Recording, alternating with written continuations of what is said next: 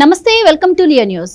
జగన్మోహన్ రెడ్డి సీఎంగా ఉన్నప్పుడు ఆయన మంత్రివర్గంలో కావచ్చు, మరి ఎమ్మెల్యేలను కావచ్చు, ఎలాంటి వ్యక్తులను తీసుకున్నారో మనందరికీ తెలిసిన విషయమే. మరి ఆయన పార్టీ తరఫున పనిచేసే వాళ్ళు కూడా నోటికి ఏది ఇష్టం వస్తే అది మాట్లాడడం, బూతులు మాట్లాడడంగా వాళ్ళు బాగా ప్రసిద్ధి కూడా పొందారు. మనం ఎన్నోసార్లు చెప్పుకున్నాం. అయితే మరి ఇప్పుడు పార్టీ ఓడిపోయింది. పార్టీ ఓడిపోయిన తర్వాత కూడా మరి అలాంటి వాళ్ళు ఎలాంటి మార్పు వచ్చినట్టయితే కనిపించట్లేదు. వైసీపీకి చెందినటువంటి అధికార ప్రతినిధి ఒకడు నాగార్జున యాదవ్ నిన్న ఇరు రాష్ట్రాల సీఎంలపై తీవ్ర వ్యాఖ్యలు అయితే చేయడం జరిగింది. అసలు ఇంతకీ నాగార్జున యాదవ్ ఏం మాట్లాడారు? ఆయనపై ఇప్పటికీ కేసులు కూడా నమోదైనట్టు వార్తలు అయితే వస్తున్నాయి. మరి దీని గురించి మరిన్ని వివరాలు తెలుసుకునే ప్రయత్నం చేద్దాం. మనతో ఉన్నారు senior political journalist Durga Kumar గారు. నమస్కారం సార్. నమస్కారం మన వీక్షకులు కూడా నమస్కారం సార్. వైఎస్ఆర్సీపీ పార్టీ అంటేనే బూతుల పార్టీ అని కూడా ప్రసిద్ధి చెందింది. ఐదు సంవత్సరాల కాలంలో మనం చూసాము. ఒక మంత్రి అని లేదు, ఒక ఎమ్మెల్యే అని లేదు, ఆయన పార్టీ కార్యకర్తలు అని లేదు, ప్రతి ఒక్కరు కూడా నోటికి ఇష్టం వచ్చినట్టు మాట్లాడుతూ ఉండేవాళ్ళు. అయితే ఇప్పుడు తాజాగా నాగార్జున యాదవ్ అనే వ్యక్తి కూడా, అంటే ఆ పార్టీకి సంబంధించిన అధికార ప్రతినిధి అంటున్నారు, ఆయన ఇటు చంద్రబాబుపై కావచ్చు, ఇటు రేవంత్ రెడ్డి గారి పైన కావచ్చు కొన్ని అనుచిత వ్యాఖ్యలు చేయడం జరిగింది. సో ఇవైతే ఇప్పుడు దుమారం రేపుతున్నాయి. తిరుపతిలో ఆయనపై కేసులు కూడా నమోదు చేశారు టీడీపీకి సంబంధించినటువంటి వాళ్ళు అంటున్నారు. సో ఆయన ఏం మాట్లాడారు, ఎందుకు అలా మాట్లాడాల్సిన అవసరం వచ్చింది, మరి ఆయనపై ఎలాంటి చర్యలు ఉండే అవకాశం ఉంటుంది? ఇప్పుడు మీరు అన్నట్టు కొందరు ఏంటంటే, షేక్స్పియర్ ఒక దీంట్లో చెప్తాడు, some bond great, some achieve greatness, some trust greatness upon themselves అని. కొందరు పుట్టుకతోనే గొప్పవారుగా పుడతారు, కొందరు వాళ్ళ ప్రయత్నాల ద్వారా గొప్పవారు అవుతారు, కొందరు ఆపాదించుకుంటారు గొప్పదనానికి వారే. అట్లాగే ఇప్పుడు ఈ నాగార్జున యాదవ్ అనే అతను వాళ్ళ అధికార ప్రతినిధి అని చెప్తున్నారు. ఆయన కొన్ని ఛానల్స్కి ఇంటర్వ్యూ ఇచ్చినప్పుడు వాళ్ళు చేసిన మంచి పనులు కానీ, తర్వాత వాళ్ళు చేసినటువంటి ప్రగతి కానీ చెప్పాలి. ఆయన ఆ రెండింటి జోలికి వెళ్ళలేదు. కేవలం ఇప్పుడు మీరు అన్నట్టు వైఎస్ఆర్సీపీ పార్టీ జనరల్గా ఉండే లక్షణాలు ఏంటంటే, వాళ్ళకి నోటి దురుస్థానంతోనే ఇన్ని రోజులు కొట్టుకొచ్చారు. అంతెందుకు, రామకృష్ణారెడ్డి గారు తెల్లారితే కౌంటింగ్ అనగా ఆ రోజు సాయంత్రం కౌంటింగ్ ఏజెంట్లు సెలెక్ట్ చేయడానికి ఏర్పాటు చేసిన సమావేశంలో కూడా ఆయన ఏం చెప్పాడు, మనం రూల్స్ రెగ్యులేషన్స్ ఎప్పుడు పాటించిన పరిస్థితి లేదు, మనం ఎప్పుడు అడ్డంగా వెళ్ళిపోవటం సాధించుకోవటమే. కాబట్టి ఇవాళ మీరు అక్కడికి వెళ్ళి రెగ్యులేషన్స్ వాళ్ళు చెప్తే నియమ నిబంధనలు తలో గనక ఆడిస్తే అటువంటి వాళ్ళు మనకు అక్కర్లేదని ఆయన బాహటంగా చెప్పాడు. ఎప్పుడు మన దారి అడ్డదారే, అదే మన రహదారి అన్నట్టుగా ఆయన వ్యవహార శైలి పార్టీలో అందరికీ అదే అలవాటు అయిపోయింది. ఇప్పుడు ఇంతెందుకు, ఇప్పుడు జగన్మోహన్ రెడ్డి గారు అన్నాడు, ఇవాళ ఎన్నికలైనవి వాళ్ళ ఎమ్మెల్యేలు మాజీ మంత్రులు కూడా ఏం చెబుతున్నారు, ఇలా మా వాళ్ళు నోటి దురుస్థానం మూలాన కూడా ఒక రీజన్ మేము ఓడిపోవటానికి కారణం అని ఒక్కొక్కళ్ళు ఒక్కొక్క రీజన్ చెప్తున్నారు. అన్నీ బయటకు వస్తున్నాయి. ఇప్పుడు ఆ నోటి దురుస్థానం ఇంకా వాళ్ళు ఏమనుకుంటున్నారంటే ఇదే మనకి వజ్రాయుధం అనుకుంటున్నారు. జగన్మోహన్ రెడ్డి గారు కూడా ఎట్లా అంటే అట్లా మాట్లాడేవాడు కదా. అసలు ఆయన ప్రతిపక్ష నాయకుడిగా ఉన్నప్పుడే చంద్రబాబు నాయుడు గారిని నడి రోడ్డు మీద కాల్చి చంపమని చెప్పాడు ఒక బహిరంగ సభలో, ఎన్నికల ప్రచారంలో. అంటే వీళ్ళు ఏమనుకుంటున్నారంటే, మనం ఏది మాట్లాడినా ఒక ఫ్యాక్షన్ నాయకత్వంలో ఏర్పడిన పార్టీ ఇది, ఒక ఫ్యాక్షనిస్ట్ నాయకత్వంలో. కాబట్టి మనం కూడా అదే సంస్కృతిని పాటిస్తే జనం ఎట్టాಗೂ భయపడతారు, ఓట్లు వేస్తారు.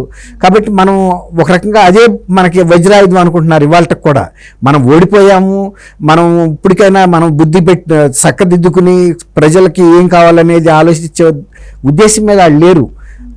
ఇప్పటికీ ఆయన నిన్న సజ్జల రామకృష్ణారెడ్డి కూడా చెబుతున్నాడు కదా, మనమేం తప్పు చేయలేదు, మనం ఏకమవుదాం, పోరాడదాం. ఆయన జగన్ రెడ్డి గారు కూడా ఏమన్నాడు, జైలు దగ్గర ఈయన్ని హెచ్చరిస్తున్నానని చెబుతున్నాడు. ప్రజెంట్ ముఖ్యమంత్రి కొత్తగా ఎన్నికైన చంద్రబాబు నాయుడు గారిని నేను హెచ్చరిస్తున్నాను. హెచ్చరించాల్సింది ఎవరు? రాష్ట్రాన్ని అధోగతి పాలు పట్టించి ప్రజల్ని నానా రకాల కడగలకి పాలు చేసిన వ్యక్తిని ప్రజలు హెచ్చరించి ఈ రకమైన శిక్ష వేసినా కూడా ఇవాళ మళ్ళీ ఆయన వచ్చి ప్రజలు ఎన్నుకున్న ప్రభుత్వాన్ని నేను హెచ్చరిస్తున్నానంటే, చంద్రబాబు నాయుడు గారు ఏమి స్వయంగా వచ్చి నీ దగ్గర లాక్కోవాలి కుర్చీ. ఆయన ప్రజలు కోరుకున్నారు, నీ పాలన 5 సంవత్సరాలు చూసి ఎంత అరాచకంగా ఉందో తెలుసుకున్న తర్వాత బుద్ధి వచ్చింది, మేము చేసిన తప్పుకు మేమే ప్రాయశ్చిత్తం చేసుకోవాలని ఎన్నుకున్నారు. ఎన్నుకున్న తర్వాత ఆయన ఏమి ఒక్కొక్కటి వైట్ పేపర్స్ వదులుతున్నాడు. ఎందుకంటే ప్రజలకు కూడా తెలియాలి, రాష్ట్రం ఎంత అధోగతి పాలైన పరిస్థితుల్లో మేము ఈ రాష్ట్రాన్ని బాధ్యతలు చేపట్టాము, ఏ రకంగా రేపు మేము సాధించిన ప్రగతిని రేపు వక్ర భాషను చెప్పగలరు. కాబట్టి ఎప్పుడైనా సరే ఏదైనా ఒక పరిస్థితి ఇప్పుడు తెలంగాణ ఉంది.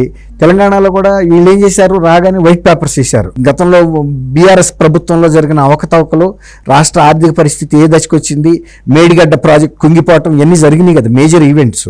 అసలు ఇది విజిబుల్గా కనపడుతుంది కంటికి.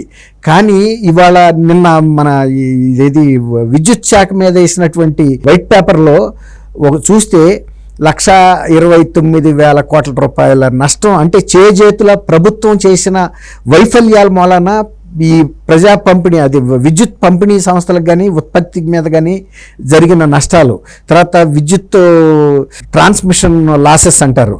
అంటే గత ప్రభుత్వం చేసిన అకృత్యాల గురించి మాట్లాడకుండా వీళ్ళు ఇంకా ప్రజల్ని హెచ్చరించే దశలో మాట్లాడుతున్నారంటే ఆ నష్టాలని భరించింది, వాటికి ప్రతిఫలం, వాటికి మూల్యం చెల్లిస్తుంది ప్రజలు. సో అసలు మూల్యం సంగతి తీసి పక్కన పెడితే ఇప్పటికి కూడా వాళ్ళు ఎటువంటి మార్పు వచ్చినట్టు కనిపించట్లేదు సార్. దానికి తోడు గతంలో అలిపిరి దగ్గర చంద్రబాబు గారు తప్పించుకున్నారు, ఈసారి వెంకటేశ్వర స్వామి వదిలిపెట్టడం అంటాం కావచ్చు. ఇటు రేవంత్ రెడ్డిని కూడా జొమాటో బాయ్ అని, వాడు వీడు అని సీఎంల గురించి అట్లా మాట్లాడడం, ఇది ఎలా చూడొచ్చు అంటారు అసలు? అంటే వాళ్ళకి ఏంటంటే ఓటమిని తట్టుకోలేకపోతున్నారమ్మా. వాళ్ళు పై నాయకులు కింద వాళ్ళకు కూడా ఏం చెప్పారంటే 30 ఏళ్ల పాటు మనం అధికారంలో ఉంటామని చెప్పితే, వీళ్ళు 30 ఏళ్ల పాటు మనం అధికారంలో ఉంటాం కాబట్టి అనే ఒక విర్రవీగి ప్రజల మీద దాష్టికాలు చేయటం, వ్యవస్థల మీద దాష్టికాలు చేయటం అలవాటు పడ్డారు. నిన్న అతను ఒక అధికార ప్రతినిధి అంటున్నారే కానీ అతనిలో ఏ మాత్రం కూడా ఒక సంస్కారం, నాగరికత ఏమి కనపట్టల్లా. అతను ఒక వీధి రౌడీలాగా మాట్లాడాడు. నేను కూడా గమనించాను, అది చాలా వైరల్ అవుతున్నాయి. ఆయన ఇప్పుడు ఒక సిట్టింగ్ ముఖ్యమంత్రిని, ఆయన గతంలో జగన్మోహన్ రెడ్డి గారు కనుక నడి వీధిలో కాల్చి సంపమన్నాడు చూసారా, ఇతను కూడా అదే చెబుతున్నాడు. కిందసారి అలిపిరి దగ్గర జరిగిన దాడిలో నిన్ను వెంకటేశ్వర స్వామి కాపాడాడు, ఈసారి ఆ స్వామి కూడా కాపాడు అంటున్నాడు. అంటే వీళ్ళు ఏదన్నా ఒక కుట్రపూరితంగా అలాంటి ల్యాండ్ మైన్ ఏదైనా పెట్టడానికి ప్రయత్నిస్తున్నారు. ఈసారి పెట్టే ల్యాండ్ మైన్లో ఇక అంటే ఏమాత్రం వైఫల్యం ఉండదు, ఖచ్చితంగా 100% టార్గెటెడ్గా కొడతామనే దృక్పథం కనబడుతుంది అతనిలో. కాబట్టి ఇవాళ ఒక ముఖ్యమంత్రి ప్రాణహాని తలపెట్టడానికి అతను బహిరంగంగా చెబుతున్నాడంటే అతనే ఉన్నాడా, దీని వెనకాల ఇంకా ఎవరన్నా పెద్ద మనుషులు ఉన్నారా అనేది కూడా ఇవాళ విచారించాల్సిన అవసరం ఉంది. దీన్ని సుమోటోగా కూడా పోలీసులు కానీ లేకపోతే న్యాయస్థానాలు కూడా తీసుకోవాలి. ఒక అరాచక వాదాన్ని రాష్ట్రంలో ప్రబలింపజేసి ప్రజల్ని, నాయకులను కూడా భయభ్రాంతులు చేయడానికి చూస్తున్నారు. ఒక ముఖ్యమంత్రికి ప్రాణానికి హాని తలపెట్టగలిగిన వ్యక్తి అలా ఉన్నాడంటే, ఇప్పుడు జగన్మోహన్ రెడ్డి గారు కూడా ముఖ్యమంత్రి పదవిలో ఉన్నాడు. ఏ రోజైనా ఎవరన్నా ఆయన్ని మేము లేపేస్తామని అనగలిగారా?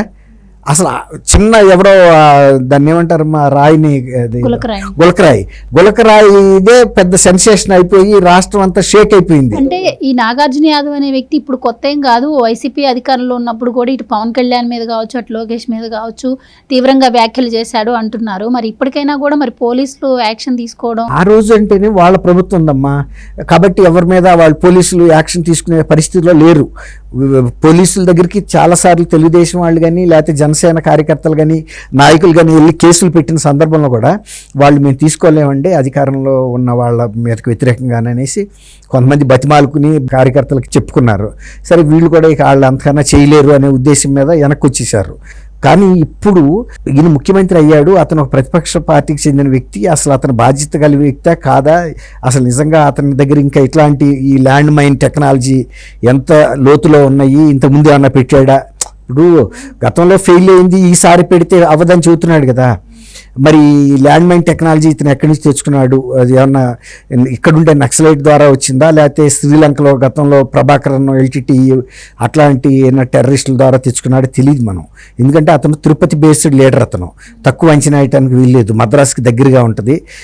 అట్లా మరి ఇతను అంత గన్ షాట్గా చెబుతున్నాడంటే పోలీసులు ఖచ్చితంగా కేసు నమోదు చేసి ఇంట్రాగేట్ చేస్తే కనుక నిజాలన్నీ బయటకు వస్తాయి. ఎవరైనా కొంతమంది లీడర్స్ కూడా ఇతనికి ఏమైనా ఫైనాన్స్ అండ్ ఏమైనా సప్లై ఇచ్చారా, లేకపోతే అంత డేర్గా వచ్చి ఛానల్స్ ముందు మాట్లాడటం అంటే ఒక మామూలు వ్యక్తి చేయగలిగే సాహసం కాదు అది.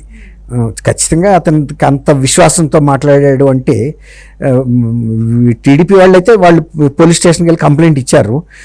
డెఫినెట్గా వాళ్ళు ఇన్వెస్టిగేషన్ మొదలు పెడతారు. బహుశా 1-2 డేస్లో అరెస్ట్ చేసి అసలు ఇతను గత చరిత్ర ఏంటి అనేది కూడా తీసుకోవాల్సిన అవసరం ఉంది.